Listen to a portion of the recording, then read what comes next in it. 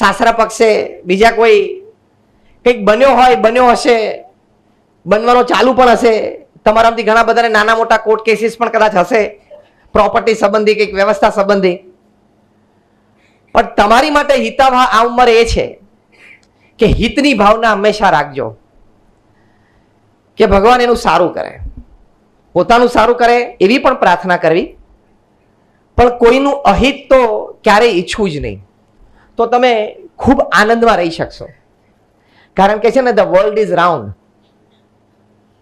And all that you speak, all that you act, all that you think bounces back.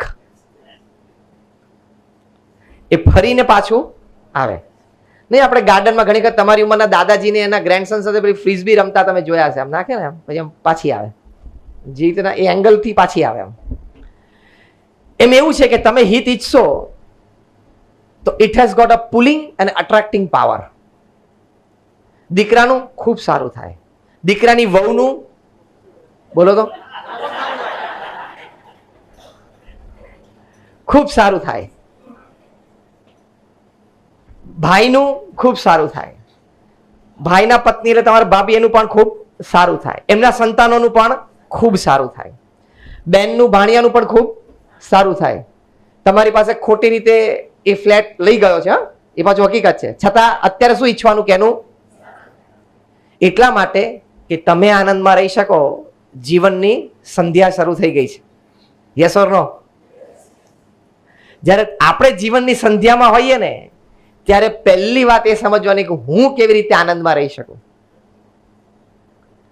સતત તમે અહિતનું ચિંતન કરશો કે ખોટું લઈ ગયો, અણહકનું લઈ ગયો, મારા ભાઈએ મને દગો દીધો, મારા ભત્રીજાને મેં ધંધે મેં લગાડ્યો પણ એણે મને દગો દીધો ને મારા દીકરાને કાઢી મૂક્યો.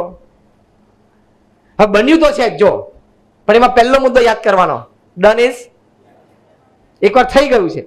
હવે અત્યારે તમે સતત એનું અહિત ચિંતારો કે એનું બગડે, હું મારે આમ જોવું છે કે દુઃખી થાય. ઘણા તો એવું હોય પાછું, ભલે કદાચ વ્યવહારની દ્રષ્ટિએ બોલે નહીં પણ મનમાં તો આવું થઈ જાય.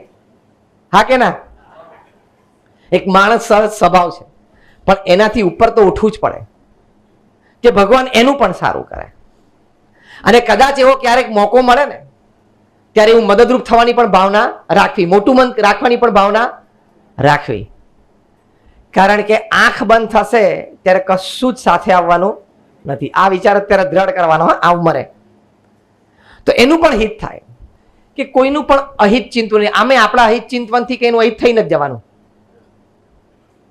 થઈ જવાનું હોત તો પૃથ્વી પર અત્યારે કોઈ સુખી ના હોત.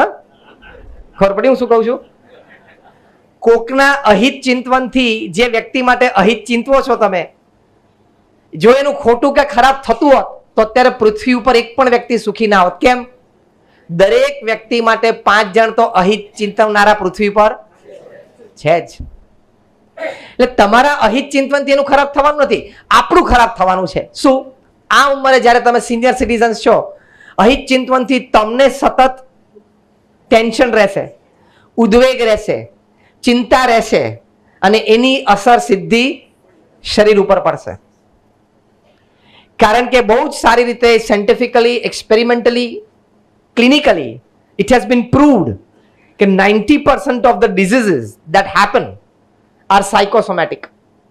એટલે કે 90% જે રોગ શરીરમાં આવે છે, દુખાવો, બ્લડ પ્રેશર, ડાયાબિટીસ ઇત્યાદિ, એ સાયકોસોમેટિક. એટલે મન તમારું અસ્વસ્થ છે ને, એટલે શરીરમાં અસ્વસ્થતા આવે છે.